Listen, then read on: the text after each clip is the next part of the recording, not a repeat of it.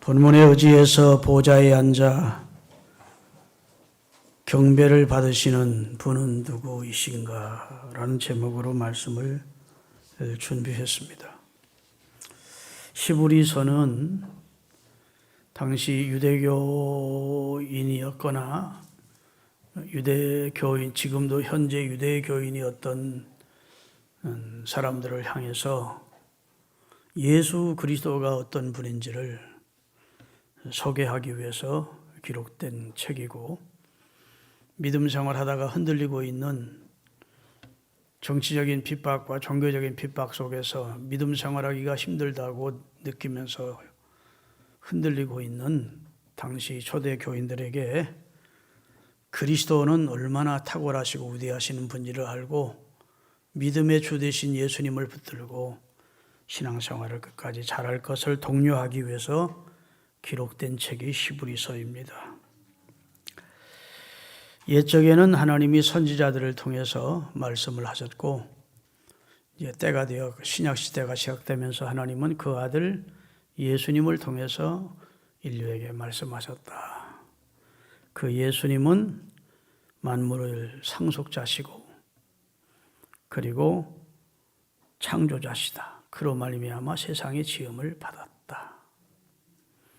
예수님은 인류의 4대 성인 정도로 우리가 존경할 만한 그런 분이 아니고, 그분은 성삼위 가운데 한 분이신 성자 하나님으로 목적을 가지시고 인류의 죄를 속량해서 인류를 죄를 정결케 해주는 일을 하시기 위해서 인간의 몸을 잠시 입고 이 땅에 오셨던 성자 하나님이시라고 우리는 믿습니다. 예수님은 훌륭한 분이죠. 훌륭한 종교인이죠. 예수님은 병을 많이 고치셨으니까 훌륭한 의사시지요. 예수님은 참 탁월한 능력을 가지신 분이시지요. 그렇게 말하는 건 정답이 아닙니다. 예수님은 누구시냐? 우리가 신앙 고백을 하듯이 우리 주 예수 그리스도를 믿는다 했는데, 천지와 만물을 창조하신 하나님을 아버지로 믿고, 두 번째 그 외아들 우리 주 예수 그리스도를 믿는다. 예수님을 하나님의 외아들로 우리의 구세주로 믿는다. 그분은 성령으로 잉태되셨고 동정녀 마리아를 통해 나셨다. 그분을 믿을 때 우리 죄는 속량을 받고, 그분을 믿을 때 우리는 부활을 참여하게 되고, 그분을 믿을 때 우리는 영생을 얻게 됨을 믿습니다라고 우리가 예배 때마다 신앙을 고백하는 것은, 예수님은 위대한 인류 가운데 위대한 한 분이 아니라 예수님은 성자 하나님으로서 하나님의 경륜 속에 인류의 죄를 정하여 깨끗게 해주시고 인류를 구원하시기 위해서 오셔서 그 모든 일을 완성하시고 지금은 부활 승천하셔서 하나님 보좌 우편에 앉아 계신 분으로 우리가 믿는 겁니다. 그리고 그에게 경배를 드리는 것이지요. 그래서 히브리서 1장 3절을 다시 띄워주시기 바랍니다. 이는 하나님의 영광의 이는 누굴까요?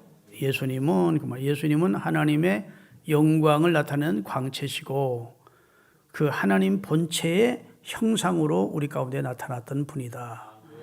그리고 그의 능력의 말씀으로 지금도 만물을 붙드시고 계시다. 만물을 지탱하고 계시다. 우주 삼라만상, 우주의 모든 혹성들과 해와 달, 별, 수많은 혹성들과 우주의 삼라만상과 우리 개인까지도 하나님은 능력의 말씀으로 붙들고 보존하시고 지탱하시고 계신 분이시다. 오늘 여기에 좀 비중을 맞추려고 합니다. 그리고 나서 우리 죄를 정결케 하는 일을 하시고 지금은 높은 곳에 계신 하나님의 위엄의 보좌에 앉으신 분이시다 라고 우리가 신앙 고백을 하고, 또 히브리서는 예수님을 그렇게 소개하고 있습니다. 여러분, 우주 삼라만상을 보면서 우리가 창조자의 신비를 느낍니다. 그래서 로마서에 보면 하나님이 만드신 만물 가운데 하나님의 실제를 느끼지 않을 수 없다는 겁니다. 한 만물 가운데서 하나님을 느끼게 해주는 것들이 추석이라는 거예요. 여러분, 물질을 구성하는 가장 기본적인 입자가 원자라고 우리는 고등학교 때 배웠습니다. 원자를 과학적으로 발견하기 전까지는 모든 물질을 쪼개서 더 쪼갤 수 없는 상태까지 쪼개진 상태, 물질 아주 작은 것을 이제 원자라 그랬습니다. 그런데 20세기 초에 들어와서 원자를 더 쪼갤 수 있다는 사실을 밝혀낸 겁니다. 원자를. 그래서 이 원자 속에 원자를 주변으로 해서 전자가 감싸고 있고, 전기라고 하는 전자가 감싸고 있고, 그 원자 속에 핵이 있는데 핵 안에 중성자가 있고 양성자가 있더라는 겁니다. 근데 그 중성자와 양성자가 있는데 그것이 분열을 일으키지 않는 것은 중성자의 역할 때문이라는 겁니다. 여러분, 이 모든 이 화물이 다 쪼개고 하면 아주 눈에 보이지 않는 작은 입자로 쪼개지는데, 그런데 그 안에 핵이 있고, 원자 핵이 있고, 그 핵 속에 양성자와 중성자가 있는데 그게 폭발하지 않는 것은 중성자가 역할을 해주기 때문이라는 겁니다. 그리고 그 원자를 주변은 전기라고 하는 전자가 돌고 있다는 겁니다. 감싸고 있다는 거예요. 그런데 이제 과학자들이 연구를 거듭하다 보니까 원자 핵과 또 다른 소립자들을 열심히 연구하다 보니까 원자 핵이 두 개로 분리가 될 수 있고 분열되더라는 겁니다. 계속. 그리고 또 그것이 또 분열되고 해서 엄청난 분열을 이루면서 열을 발생시키더라는 것입니다. 하나의 원자 핵이 더 가벼운 원자 핵으로 나누어지면서 에너지가 방출되는 거예요. 막 폭발적으로 둘에서 넷에서 8로 막 폭발이 되는 겁니다. 그러면서 에너지, 곧 힘이, 열기가 방출이 되는 것입니다. 이 힘을 원자력이라고 그래요. 여러분, 이게 핵 분열이 일어나더란 말이죠. 한마디로 핵 분열이 일어나는데 보통 우라늄 1kg에 얼마나 강력한 힘이 있느냐, 거기 원자 핵을 가지고 그 양성자를 모아서 한꺼번에 폭발을 시키면 그것이 핵 분열을 일으키면서 열을 발생하는데, 그것이 우라늄 1kg에서 나오는 원자 핵을 가지고 석탄 30만 톤의 힘이 나온다는 겁니다. 다이나마이트 300톤의 능력이 나온다는 겁니다. 석유 수십만 드럼이 힘이 나온다는 겁니다. 그리고 원자력, 그것을 폭탄으로 만들면 그것이 수많은 사람을 살상하게 되는 겁니다. 핵 분열이 일어나면서.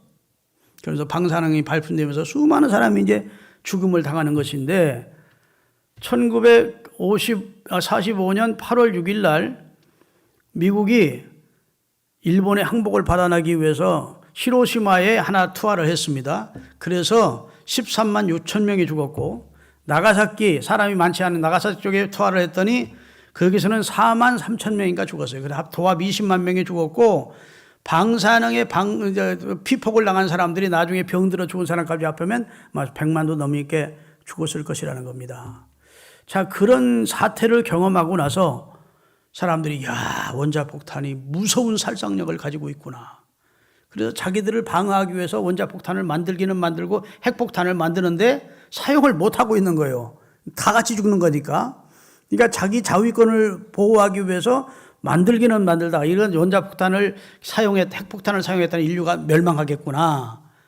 이렇게 느낀 인류가 이것을 건설적인 방향으로 사용할 수 없을까 해서 그 원자 핵 분열을 통해서 이걸 천천히 핵 분열이 일어나게 해서, 한꺼번에 하면 핵 분열이면 폭탄이 되니까 천천히 핵 분열을 일어나게 해서 그것이 강력한 에너지, 열기를 발생하게 하고 그것으로 물을 데펴서 전기를 이루어서 발전을 하게 하는 거, 그게 이제 원자력 발전소 아닙니까? 그 원자력을 가지고 잠수함의 원자력으로 에너지를 하시키면, 그러면 기름 넣기 위해서 떠오를 필요 없이 몇 년 동안 물속만 다닐 수가 있다고, 잠수함이. 엄청난 지금 군함 같은 것은 다 그 원자를 가지고 연료를 만들어 사용하는 겁니다. 그러니까 석유를 넣거나 그러면 감당이 안 되죠. 제가 말씀드리고자 하는 것은 이 모든 물체에는 자기라고 하는 게 있습니다. 전자파도 있고 자기도 있어요. 여러분, 제가 알기 쉽게 얘기하면 자석이라는 게 있습니다. 자석의 플러스 극과 플러스 극은 붙습니까? 안 붙습니까? 서로 붙지 않고 밀어내죠? 몰라요? 그것도 안 해보셔서? 우리 어렸을 때는 장난 많이 했는데, 자석이요, 플러스 극끼리는 절대 붙지 않습니다. 만약 자석이 크면 클수록 사람까지도 막 밀어냅니다. 얼마나 강력한 힘인지. 붙지를 않아요. 서로 같은 양극끼리는 붙으려고 안 해요. 그런데 마이너스 극과 플러스 극이 음극과 양극이면 딱 가서 붙는 겁니다. 서로 막 땡기면서 붙어버려요. 그것처럼 우라늄 속에 있는 그 원자 속에 있는 양성자가 양극이고, 그 우라늄을 감싸고 있는 전기가 음극이다라는 겁니다. 그런데 그 양극이 되는 그 양성자는 묶어놓을 수가 없는 거예요. 서로 밀어내니까. 그런데 그것을 묶어놓는 것이 기술인 겁니다. 원자력을 만들기 위해서. 그걸 묶어놨다가 그것을 폭발시키는 거예요. 놔두면 그것이 핵분열을 일으키면서 파괴적인 능력을 나타내기도 하고, 원자력 같은 것은 생산적인 능력을 나타내기도 하는 겁니다. 이해되십니까? 그러면 하나님이 이 우주 만물을 창조하시는데, 이 혹성들이 태양을 중심으로 수많은 혹성들만 하더라도 헤아릴 수 없는 수억 개가 넘는다고 그래요. 그런데 이런 태양계와 똑같은 은하계가 또 이 세상에는 엄청나다고 합니다. 여기 작은, 어제도 지난주도 설명했지만 이게 떨어지게 돼 있어요. 그래서 떨어지지 않도록 저게 뭐라고 나죠? 쇠철사로 저렇게 묶어놨습니다. 근데 지구라고 하는 것이 얼마나 무겁겠습니까? 그런데 이게 일정한 궤도로 돌지 절대로 이게 떨어지지 않습니다. 달이 떨어지지 않습니다. 별들이 떨어지지 않습니다. 여러분, 태양계에서 네 번째 궤도를 돌고 있는 행성이 화성입니다. 화성. 그 다음에 다섯 번째 궤도를 돌고 있는 행성이 태양보다는 작지만 모든 혹성 중에 제일 큰 혹성이 목성입니다. 목성도 화성도 태양을 중심으로 궤도를 도는 거예요. 그런데 화성에서 목성까지의 거리는 1억 킬로가 넘고, 높이도 서로 차이가 2억 킬로가 넘는다고 합니다.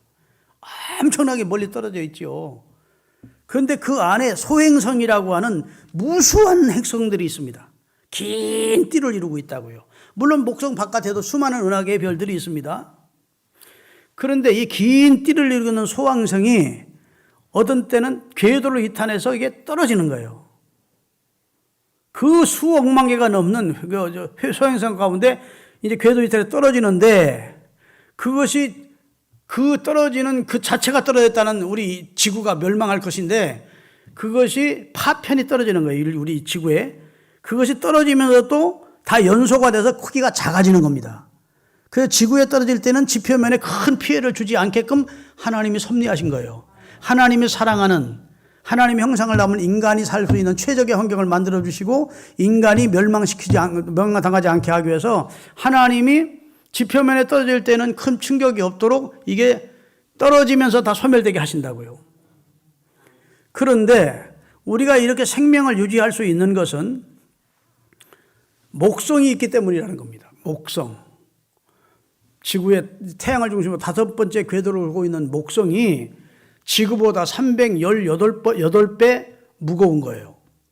엄청난 빨아다니는 중력을 가지고 있습니다. 그래서 소행성이, 이 별들이 떨어지는데, 우리가 천체망형을 가지고 목성을 보면 군데군데 막 상처가 많습니다. 구멍이 떨어져 있다고. 큰 구멍이 많은 행성이 목성이에요. 어떻게 그 행성이 그렇게 구멍이 많고 상처가 많이 났느냐? 이 소행성들이 떨어질 때 지구로 직접 떨어지지 않도록 그것이 끌어당긴다는 겁니다. 끌어당겨서 거기서 처리가 되도록 하시고, 파편만 떨어지는데, 그 파편도 일정한 궤도를 돌다가 그 궤도에서 이탈하는 곡성이 많지 않기 때문에 어쩌다 파편이 떨어지는데 먼저 목성부터 가서 부딪히고 나서 거기서 거의 소멸되지만 그 파편 일부가 별똥별처럼 떨어지다가 소멸되면서 지구에 와 닿는다는 거예요. 그러니까 여러분과 제가 이 세상을 안전하게 살 수 있는 것은 목성이라고 하는 보디가드가 바다에 가면 막 파도가 밀어칠 때 안전하려고 방파제를 하듯이 하나님이 목성이라는 지구를 보존하기 위해서 목성이를 딱 두시고 거기 화행성이 지구를 공격하지 못하도록 막아주셨다는 겁니다. 이게 천문학자들의 과학적인 얘기예요.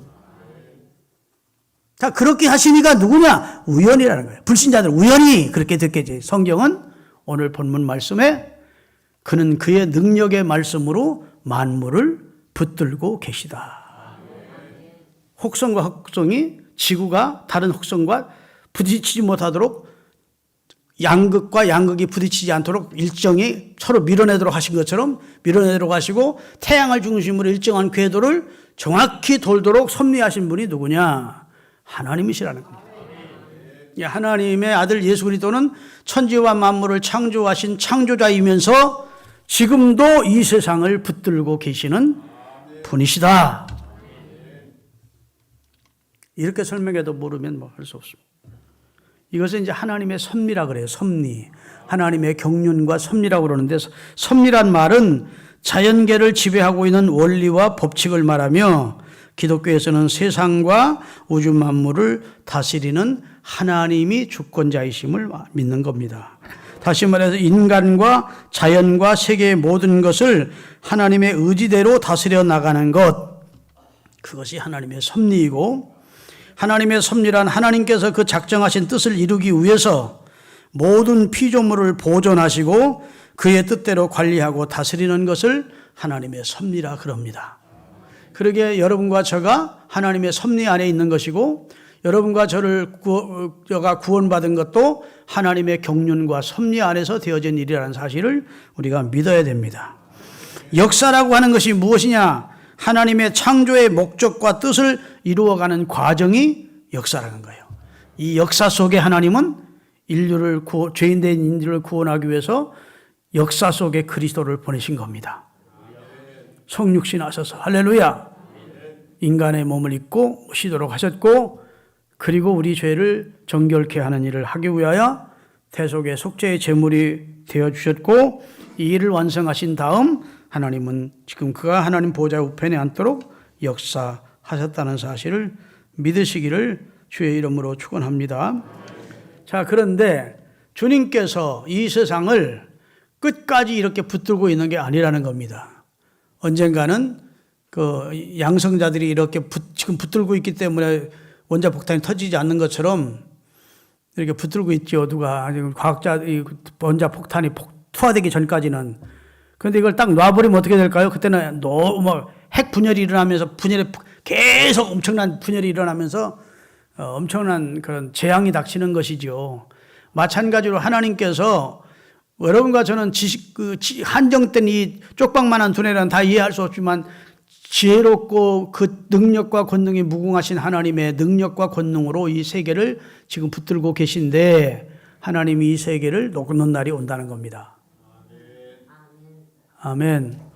그것이 베드로후서 3장 10절부터 13절까지 기록되어 있는데 한번 읽어보겠습니다.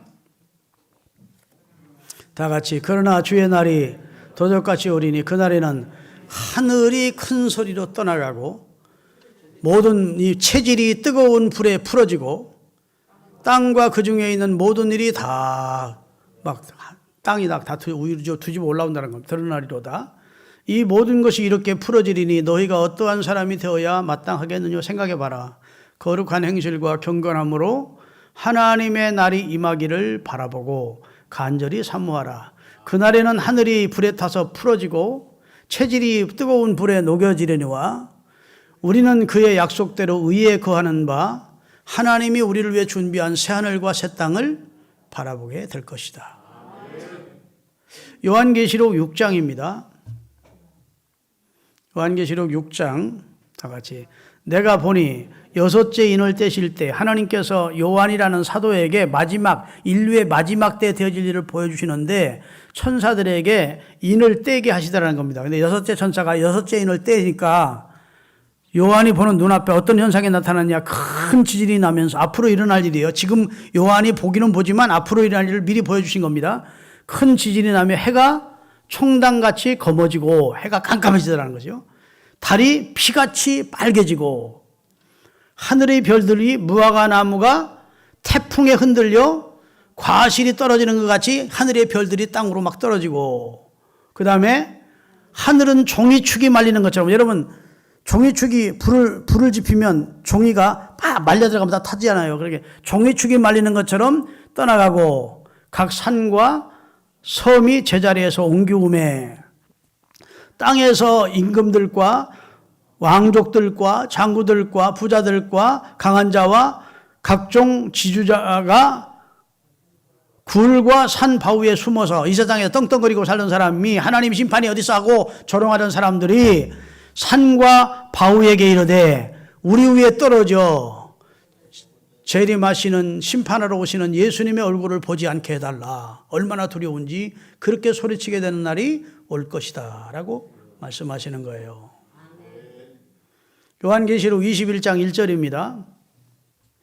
내가 새하늘과 새 땅, 하나님이 우리에게 주시는 천국을 보니 처음 하늘, 지금 우리가 살고 있는 이 세상은 하나님이 처음 지은 곳입니다. 처음 하늘과 처음 땅은 없어졌고 바다도 없더라.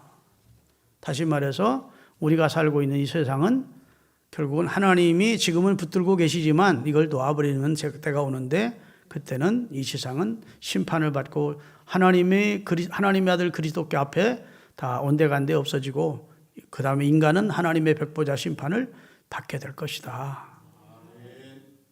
믿을 테면 믿고 말 테면 마세요. 나는 하나님의 말씀을 전하는 거니까. 할렐루야. 그런데 과학자들도, 천문학자들도 인류는 영원히 가지는 못한다 이렇게 주장합니다. 왜냐하면 공해나 태양도 지금 계속 가스덩어리가 폭발하는 건데 그 언젠가는 꺼질 날이 온다는 겁니다. 태양 때문에 온 우주 삼라만상이 사는 것인데, 그 다음에 인간이 만든 핵이나 이런 것들이 결국은 인간을 멸망시키게 될 것이다. 그런데 성경은 이미 수천 년 전에 이 세상은 하나님이 그렇게 아름답게 창조한 세상인데 인간들의 죄악과 욕심이 결국은 인간을 파멸로 이끌게 될 것을 말씀해주고 있는 거예요. 그렇게 되기 전에 죄를 정결케 하기 위해서 오신 예수님을 믿어 죄가 정결케 되고 경건함과 거룩함으로 주님의 나라를 사모하며 사는 그리스도인으로 살라고 우리 주님이 우리에게 말씀해 주신 줄로 믿습니다. 할렐루야. 그래서 말씀으로 만물을 붙드시고, 다시 히브리서 1장 3절 말씀으로, 그 창조에 하신 말씀의 능력으로 또 그 말씀으로 이 만물을 붙들고 계신 분이 주 예수님이시다. 이런 말씀이세요. 이게 지금 히브리서의 저자인 바울이 자기 생각을 쓴 것이 아니고 성령의 감동으로 예수님을 정확히 보고 말씀하신 것, 계시한 겁니다. 그 다음에 이제 중요한 것이 죄를 정결케 하는 일을 하셨습니다. 이게 예수님이 가장 우리에게 고마운 일이지요.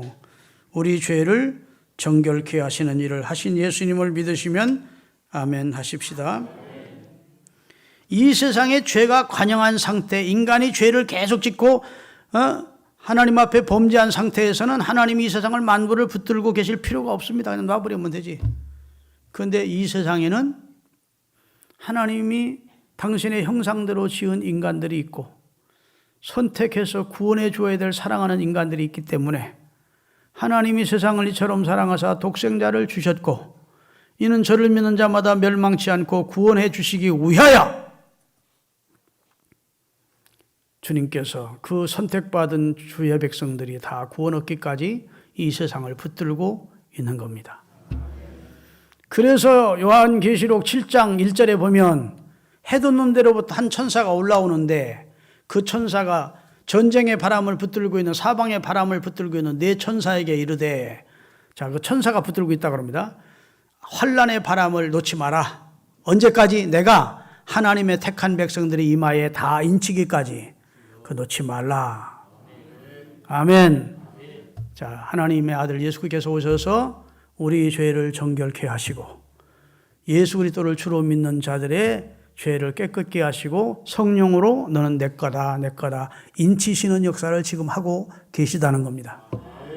그 일이 마감될 때까지는 하나님의 작정된 사람들, 하나님의 선택한 사람들이 다 구원받을 때까지는 하나님이 이 바람을 놓지 않고 아까 얘기한 대로 그 에너지를 놓지 않고 이 삼라만상 우주 섭리하시는 이 모든 걸 놓지 않고 계시다가 이것이 놓으면 세상은 그냥 이 세상은 온데간데 없이 사라지는 그런 심판을 경하게 될 것이. 얼마나 두려웠으면 산과 바위의 그 굴 속에 숨어서 심판자로 오시는 예수님의 얼굴을 보지 않게 해달라고 그렇게 애통하면서 울었겠습니까? 사랑하는 여러분, 여러분과 제가 죄를 용서받았고 예수님을 통해서 구원을 받았습니다. 예수님이 우리처럼 인간을 입고 친히 낮아지셔서 십자가에 달리셔서 우리 대신 우리의 죄값을 치루어 주신 것입니다. 할렐루야. 여기 죄를 정결케 하시는 일을 하시고 했는데 이것은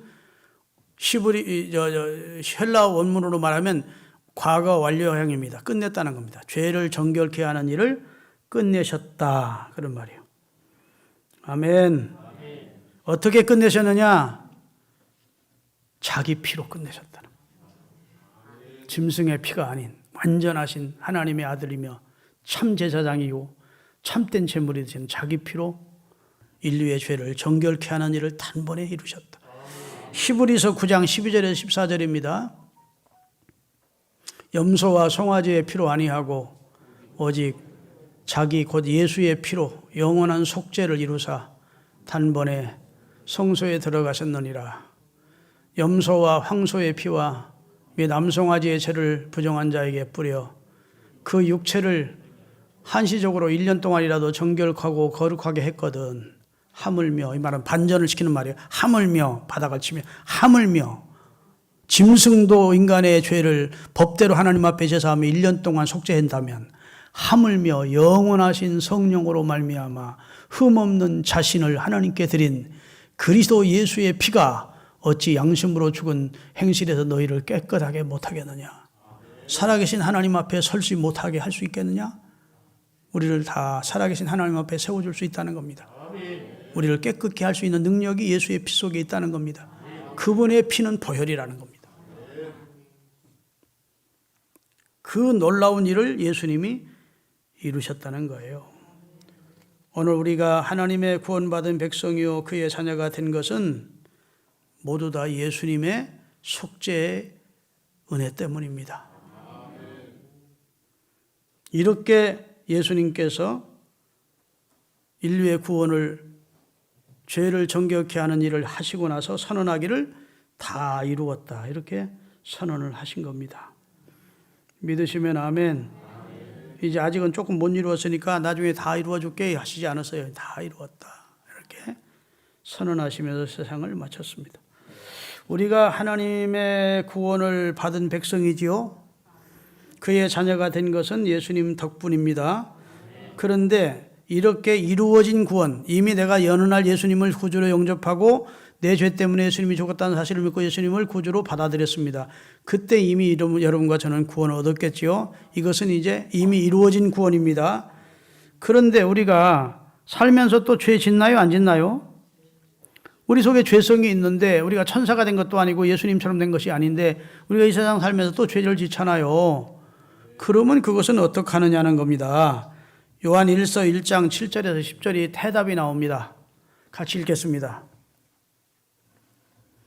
저가 빛 가운데 계신 것 같이 우리도 빛 가운데 행하면 우리가 서로 사귐이 있고 그 아들 예수의 피가 우리를 모든 죄에서 깨끗해 하실 것이요. 잘 보십시오.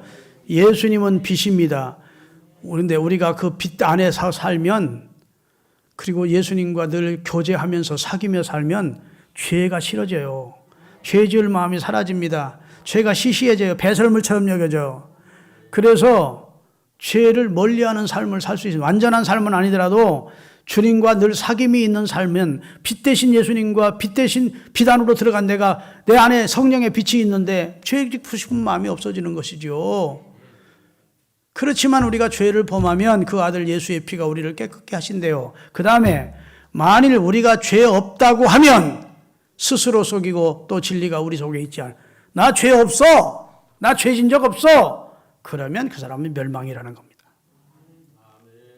아멘. 그리고 9절, 만일 우리가 우리 죄를 자백하면 저는 미쁘시고 의로우사 우리 죄를 사하시며 우리를 모든 불의에서 깨끗게 하실 것이에요. 자, 예수님을 통해서 우리 죄를 속죄받았습니다. 예수님 우리를 정결케 하는 일을 마치셨어요. 우리는 구원받았습니다.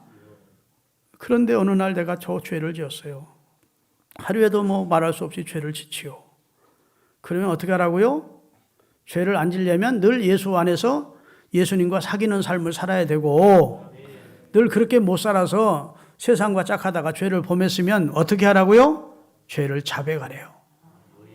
우리가 우리 죄를 자백만, 내가 죄인이라는 사실을, 또 죄를 범했다는 사실을 우리 주님 앞에 자백하면 예수님은 진실하시고 의로우신 분이라 우리 죄를 사하시고 우리를 불의에서 우리를 다 깨끗게 해주신다.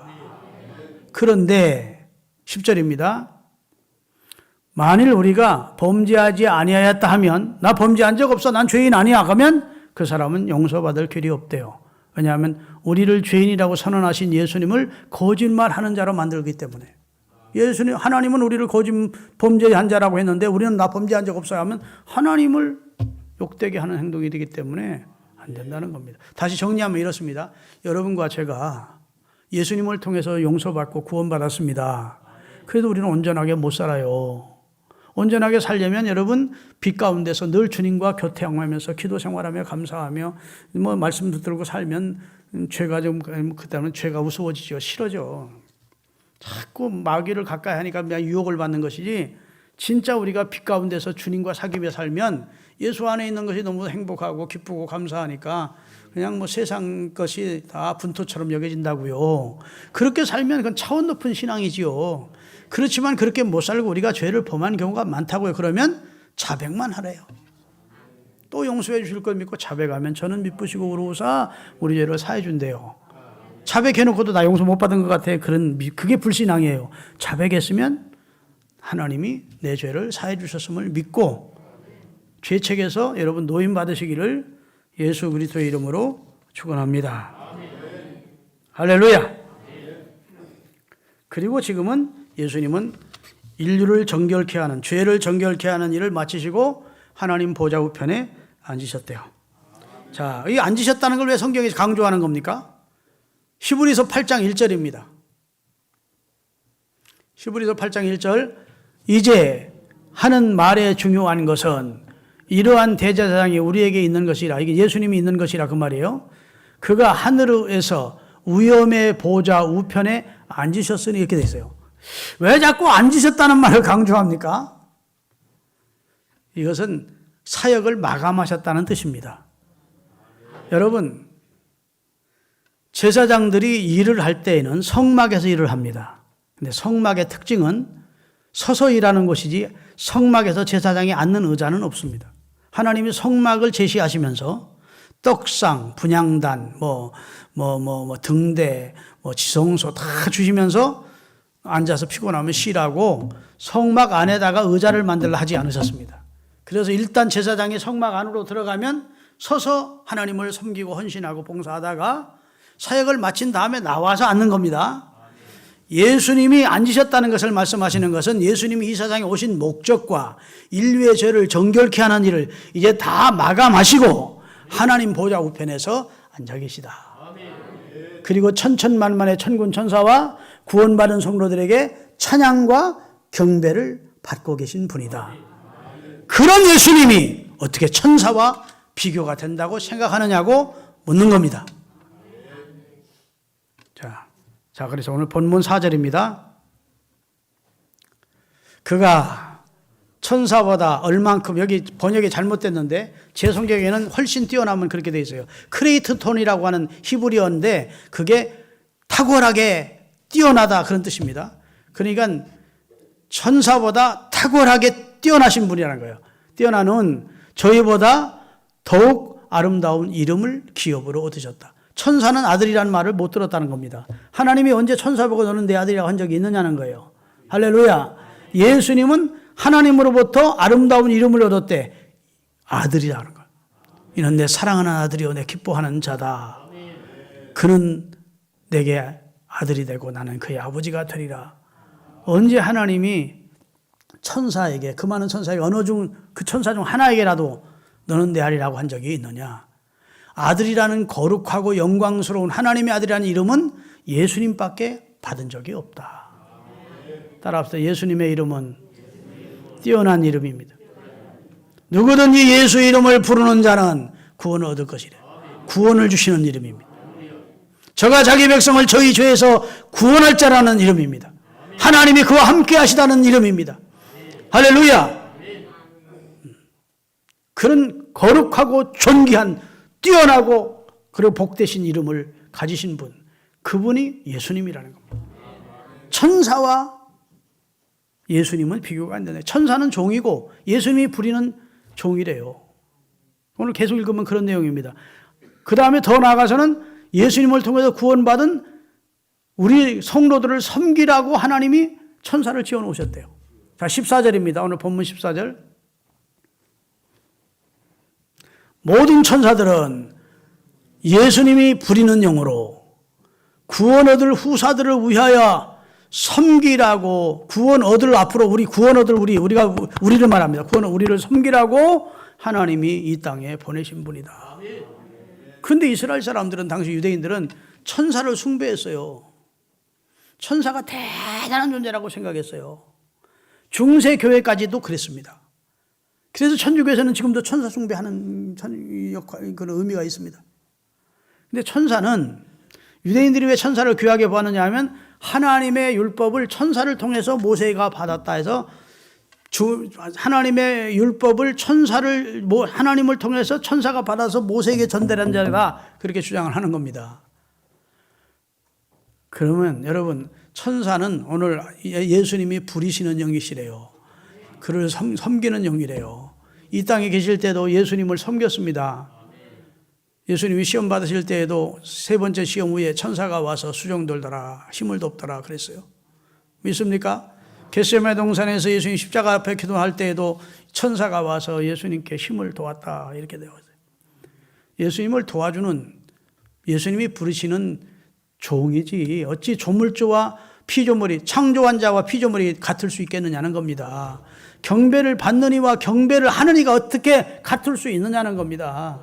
주인과 종이 어떻게 같을 수 있느냐는 거예요. 그 논리를 펴면서 유대인들이 천사를 숭배하는 것을 지금 잘못하고 있다는 겁니다. 유대인들은 예수님도 천사 중에 한 분이라고 믿는 겁니다. 예수님을 인정하는 사람들 가운데는 그는 천사 중에 한 특별한 사명을 가지고 이 세상에 온 분이라고 인정하는 사람들도 있었다고요. 그게 아니라는 겁니다. 예수님은 하나님이 너는 내 아들이라 했고 그 아들이라는 귀한 이름을 부여받은 자고, 할렐루야, 천지와 만물을 창조한 자고 이 세상을 앞으로 이어받을 상속자이고 이 세상을 만물을 붙들고 계시는 분이고 천사를 부리시는 분이고 우리 죄를 정결케 하신 분이고 지금은 하나님과 동등된 위치에 앉아 계시는 경배와 찬양을 받으실 분이다. 아이고 목사님 머리 아프네요. 그렇게 생각하지 말고 한마디로 정리하면 예수님은 여러분과 저의 참 신앙의 대상이고 우리 믿음의 주가 되시고 우리를 온전케 하셔서 우리에게 영원한 구원을 주신 고마우신 분이고 그분이 인간을 입으셨다고 해서 우리와 비슷한 존재로 생각하면 안 된다는 겁니다. 그는 뛰어나신 창조주시고 만물을 섭리하시고 보존하시는 분이시고 결정적으로는 심판자로 오시는 분이시니까 우리는 예수님께 경배와 찬양을 드리며 살아요. 할렐루야. 내 사랑하는 그 이름 예수, 복된 예수. 아멘. 예수님 사랑하고 예수님 경배하고 예수님 말씀에 순종하며 사는 믿음의 주 되시고 온전하신 예수님을 삶의 목표로 정하고 사는 우리 모두가 될 수 있기를 바랍니다. 오직하면 골로새서 2장에 그 안에는 모든 지식과 그 다음에 지혜와 보화가 다 들어있다. 나라와 권세와 영광이 그의 손에 있다. 이렇게 해서요. 기도하시겠습니다.